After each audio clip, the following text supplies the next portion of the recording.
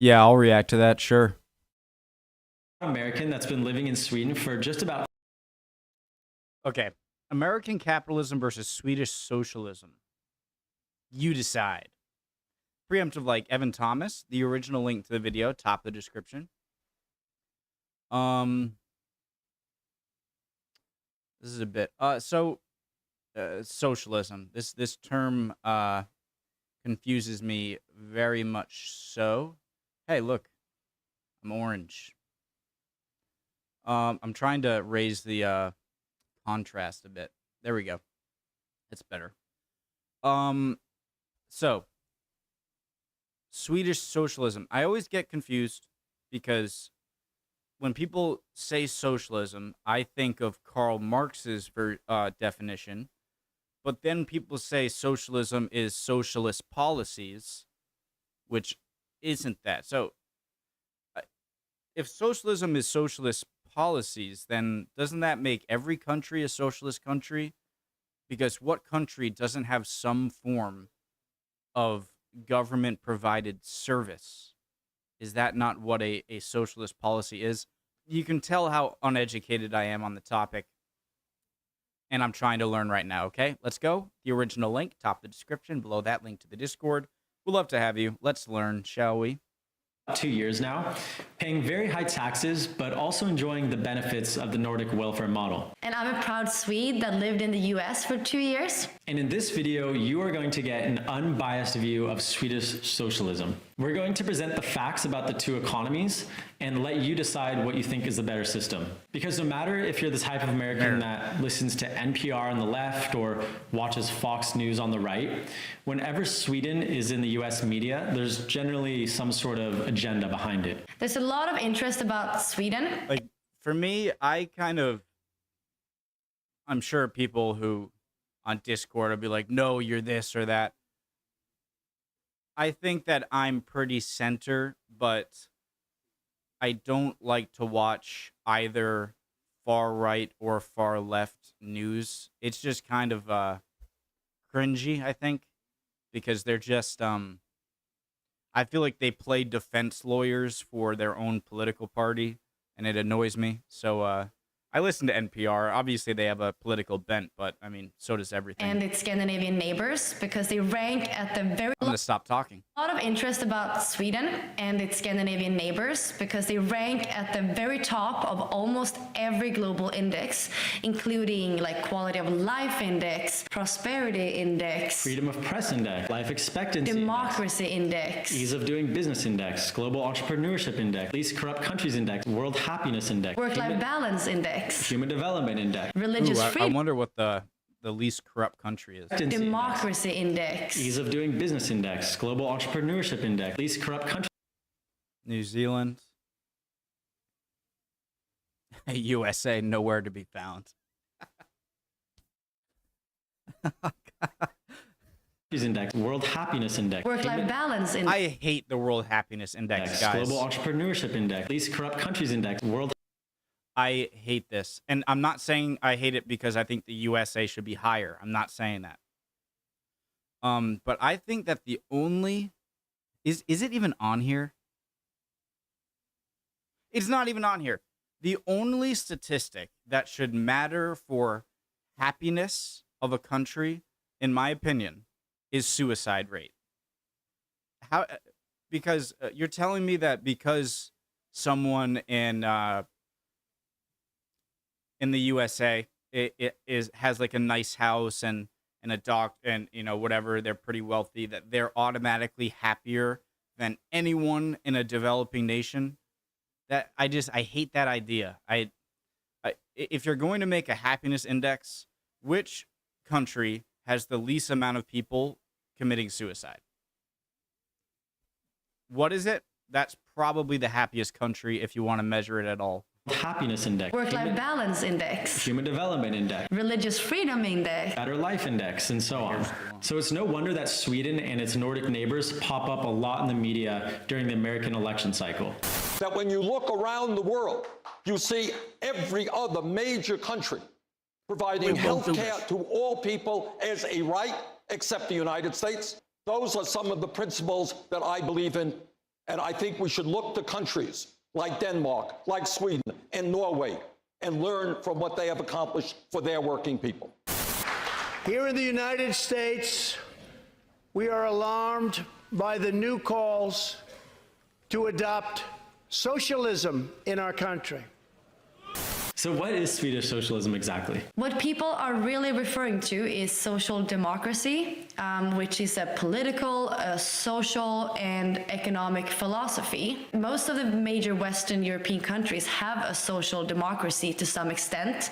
You have the Nordics, you have France, Germany, Italy, Belgium. And the Social Democrats here in Sweden has been a dominant party for 50 years. And what social democracy advocates is egalitarianism. That is social, political, and economic justice. They basically want everyone to have the same opportunities and for there to be upward mobility in society. And what people actually fail to realize is that Sweden is a free market economy. At one time, Sweden was more of what you imagine when you say a socialist country. In the 1970s, there were extremely high taxes. The government had a lot of monopolies. The labor unions had a big grip on politics. And because of that, growth stagnated. It wasn't until the major economic reforms in the 90s, when taxes were lowered and industries were deregulated and privatized, that Sweden's economic growth rate surpassed that of other developed countries. But what didn't change in the 1990s were the welfare programs that Swedes had become accustomed to. Because once you get a taste of those things, it's almost impossible to take them away. I feel like I feel like you need the capitalism to create the money, and then you need the socialism to spread the money out in a fair, in a way that is fair and helps your citizens. So I just hate I feel like a lot of people have extreme views of either capitalism is evil or socialism is evil, and it's just like, why can't we just have both? And we're talking about Or stuff a version of both. like government paid college, elderly care, Universal health care, child care, retirement pensions. Interestingly enough, many of these services are actually provided by private companies, yet subsidized by the government. For example, 50% of Swedish high schools are private. However, all students in Sweden receive vouchers from the government that funds their tuition. And what this actually does is fosters competition between schools and therefore elevates the level of education. I think what's really interesting about the US is that you have such a huge gap between the rich and the poor. And that gap is increasing year after year. You hear about the 1% of the US controlling nearly 40% of the country's. Never mind. I wanted to say something about the voucher Wealth. But About I don't know 1% of the US controlling nearly 40% of the country's wealth. And I remember when you were living in LA, you actually commented a few times like that you thought it was so strange how many old and sort of rundown shitty cars there were everywhere. Yeah, I was so surprised because you saw shitty cars everywhere, but then at the same time you would also see like Bentleys and Lamborghinis and Ferraris, like really luxury cars driving around next to these really shitty cars that barely can drive. Yeah, and so there's a huge juxtaposition between the poor and the rich there, and I think like the cars are sort of a good proxy of measuring wealth inequality. But here in Sweden, almost every single car is in good condition. Love Volvos, by the way. I think that this is imagine if you separated every state in the United States into its own country, about the size as European countries, then you're gonna, I don't want to use this as a cop-out, but imagine Sweden wasn't just Sweden, but it was all of Central and Southern Europe and the rest of the Nordics as well as one country. And a lot of, right? Then at that point, it's going to be a much bigger task to, you know what I mean? Yeah, I actually thought about that the other day when I was waiting for the bus. I've noticed like car after car after car was in great shape and was 5 years old or newer. And I thought back to that comment you made when we were in LA about just like the differences between the cars. And in the US, you have really poor rural and urban areas. So for example, you have the inner cities, you have the Rust Belt, you have Appalachia, and other places that are declining economically. And at the same time, you have really rich neighborhoods like, the Hamptons, Malibu, or Palo Alto, Jupiter, Florida, Greenwich, Montecito, Connecticut. And you really just don't have that in Sweden. I mean, more or less, all the neighborhoods are the same. There are, of course, nice. I really do want to say this. Sweden is a country of what, 5 million people, maybe 6, 7, 8 million people. So again, I see the point. But it's so hard juggling between me wanting to speak my mind and not wanting to sound like I'm defensive.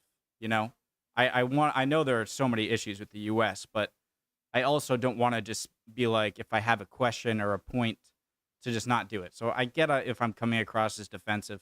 I don't mean to. But again, imagine Sweden. Imagine all of Central and Southern Europe was part of Sweden. Was part of it. Okay? And the other Nordics, right? Well, then you're going to have places like in Bulgaria or in Belarus or in Greece that aren't so great. And then you have places like Stockholm. And so, if you made I don't want to take away from their point, right? But I think that Sweden, you have it very well, you're an amazing country, and let me just say that you really are. But I that's the one thing that comes to mind is I don't think that's that fair of a comparison. And there are poor neighborhoods, but it's nothing like the differences in the U.S. It's a lot more equal. Yeah, so we have a saying in Sweden, or it's called Middelsvensson. It's kind of like the average Swede. And an average Swede, you would say it's like a mom and a dad, 2 kids. They have 2 cars. One of them will probably be a Volvo. They own a 3-bedroom house. And they go on 2 vacations per year. And they live a really comfortable, nice lifestyle. Definitely the average Swedish lifestyle is more comfortable than the average American lifestyle. Oh yeah, totally. Absolutely. Before we go any further, if you're finding this video useful, please give us a thumbs up and please click the subscribe button. Absolutely. This goes a long way to support our channel so that we can make more videos. And if you're curious about our life in Sweden, you can follow us on Instagram. The links are in the description below. Sweden is perhaps the most equal country in the world in terms of income. Income equality is measured by the World Bank with something called the Gini coefficient. It's a number between 0 and 100. 0 theoretically means that everyone has the same income, and 100 would mean that one person gets all of the income. Countries with high levels of income inequality are like South Africa at 63%, Zambia at 57%, and Brazil at 54%. Sweden is on the opposite side of the spectrum and has an extremely low Gini coefficient of 28%. Kazakhstan. Only a handful of countries spectrum and has an extremely low Gini coefficient of 28%. Only a handful of countries have lower than that. I think it's like Finland and Iceland. Yeah, Finland and Iceland. And for comparison, the US is at 41%. So Sweden has a very equal income equality. The reason Sweden's Gini coefficient is so low is due to 2 things. Number 1 is the strong labor unions, and the second one is high marginal tax rates. Although there are no minimum wage laws in Sweden, wages for even low-skilled jobs are higher than that in the US because of the power of the labor unions and the collective bargaining agreements they form with employers. Some might say that the labor unions actually have even too much power in Sweden. For example, most retail workers are paid double on Sundays. And so to counter the cost of this, most stores have either reduced hours on Sundays or they are closed altogether. So there are some negative things about the labor unions being that powerful. The other reason why Swedes have such similar incomes is due to taxes. And I think that this is the thing that scares Americans most when they hear the term socialism, is the high taxes. The top marginal tax rate in Sweden is the highest in the world at 57.2%. That's 20 percentage points higher than the US's top rate of 37%. And in the US, you need to be making over $510,000 every year to be taxed at 37%, whereas in Sweden, you only have to make $82,000 per year to be taxed at 37%. I think that Sweden is a much more close-knit country than the US. I've never been to Sweden. I just, from what I'm learning, and So yes, I think that Swedes genuinely care about other Swedes more than Americans care about other Americans. I just think that's a fact, right? That's probably a sad fact and everything, but I think it's true. I think that someone in Malmo, or sorry if I'm Gothenburg or Stockholm, those are really the only three. Sorry if I pronounced them wrong. I think someone in Malmo cares a lot more about someone, or someone in Gothenburg cares a lot more about someone in Stockholm than someone in New York City or Boston cares about someone in LA. I might be an overly pessimistic worldview or country view, but I think it is. And I think that you guys being Swedes being much more alike to each other culturally, and just being a much smaller country, you're a lot closer together. Not only are you a smaller country, but a lot of you are located in the southern portion of Sweden. So I think there is such a bigger sense of community in Sweden that makes the idea of paying more taxes less of a burden on your mind. Of like, there are 5 million Swedes. This works. You're not paying for Bulgarians, or I don't know why I'm picking on Bulgaria, or and I think there's a mentality around taxes that I think Americans are more hesitant to, some more than others. But again, I don't want to dismiss differences. At the same time, I want to point out factors that might contribute to the differences that aren't being said, if that makes sense. Please tell me if I'm wrong. I very well could be. Just speaking my mind here. taxes certainly are higher in Sweden than they are in the US, but what do you get for paying those high taxes? As we mentioned before, these taxes fund the safety net, so unemployment, childcare, higher education, and elderly care. This means that the most productive people, though, are indirectly supporting the least productive people. And this is where the socialist aspect comes in. So you might be thinking, with such high taxes, it must be impossible for Swedes to get rich. And this is where a strange paradox comes in, actually. So Not important to we be saw rich. earlier that Sweden's income Gini coefficient is 28%, In which Sweden means as very much. equal incomes for everyone.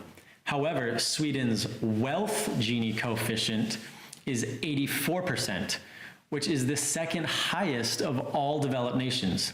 The USA is the first. This means that the wealth gap is actually quite high. And that doesn't seem to make sense, right? Because the income gap is so low. Usually countries that have high income inequality also have high wealth inequality. It makes sense, right? So the more money that people make, the more they save, the more they invest, and the more wealth they generate. And that typically is the case with countries like South Africa, Brazil, etc. But in Sweden, due to taxation, things are a little bit different here. Because although in Sweden the salaries are equal, there are a lot of entrepreneurs and business owners that make millions, if not billions, of US dollars every year. In fact, Sweden has the second most billionaires per capita of any Western developed nation. Only Switzerland Monaco? has more per capita. And yes, there are more billionaires per capita in Sweden than there are in the US. Oh, that doesn't and these surprise business me. owners are taking dividends from their companies, which is taxed at a flat capital gains rate of 30%. So it's not an income tax, it's a capital gains tax. And the US also has this capital gains tax. Short term, under 12 months, is 15%. Long term, over 12 months, is 30%. So basically the same as Sweden. So you can get rich in Sweden. Sweden is actually one of the richest countries in the world, but only if you are generating your wealth through capital gains. That is investing or owning a business. And Sweden has Well, doesn't that so you have a lot of great. I thought they were going to make the point, and maybe they will, that it's not as important to be rich in Sweden as it is to be rich in the U.S. because of all the social safety nets you have over there. You're not going to go into crippling debt for something with healthcare, or excuse me, burp. other services and whatnot. But they just made it kind of seem like it is extremely hard to get wealthy in Sweden, it seemed, because they said that they're making a lot of their money on capital gains and whatnot. Well, how do you get that stuff without having a big salary? And so, is there a lot of... Well, there must be. You have so many billionaires. I wonder what the movement from not so wealthy to wealthy is, if that makes sense.